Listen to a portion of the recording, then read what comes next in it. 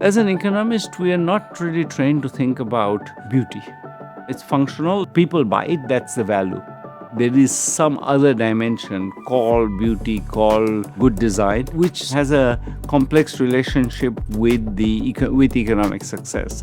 The knowledge of the hand and the kind of agency of the human body and the traditional knowledge that accumulated over generations. How do we preserve that value for the future? We're having really cool conversations around what does it mean to produce this craft and create this craft and engagement with the craft. At what point is it something being appreciated versus something being appropriated?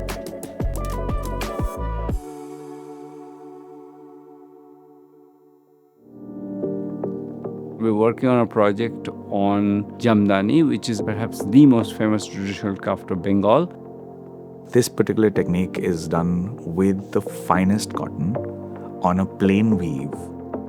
It's a play of translucency and the opaqueness. Cross-disciplinary collaboration is at the heart of a project like this because our goal is to sort of understand how to give a traditional craft a life in the modern world. Suket Dhir is a Delhi-based designer. He has a very distinctive style which he tells stories using traditional crafts in very modern designs. And Cheyenne Olivier is an illustrator who focused on social issues, in particular on poverty issues. The idea is to bring people's attention to Jamdani, but also to the economic challenges that Jamdani weavers are facing. How can we, as designers, make patterns that are both true to the traditional aesthetic, but also renew this aesthetic? Students in this class are working on patterns for Jamdani weaving. These patterns will be produced by craftspeople in India. The class will be a lot more interested if they know that something that they do is going to be done. Solving their problems, seeing how to translate what they want to do specifically for the weaver. How can designers work ethically and meaningfully with craftspeople around the world? What kinds of power dynamics are created and perpetuated?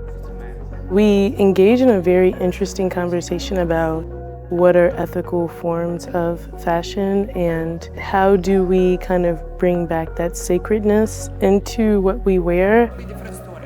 We wanted the students to understand that you make a myriad of choices all along the creative process, and all of those choices have to be meaningful. But you also have to keep what you want to say and tweak it or refine it to what is possible, what is desirable, what is going to look good, but also will be feasible. As a designer, this process is definitely very valuable to me because that mindset made me realize how much I want this to be a collaboration process so that we can both achieve something good. For students, it was an opportunity to learn something that relates to the global context and then have a discussion about this amazing visual language.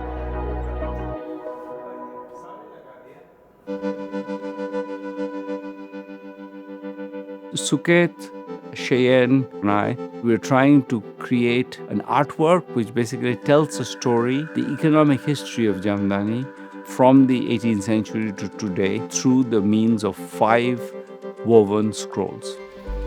The fourth person we are working with is a cinematographer called Ranu Ghosh, and she interviewed weavers, she interviewed different designers. So we had collected lots of stories, and we thought, maybe we can actually tell these stories, I can actually illustrate these stories, and we can have them made in Jamdani.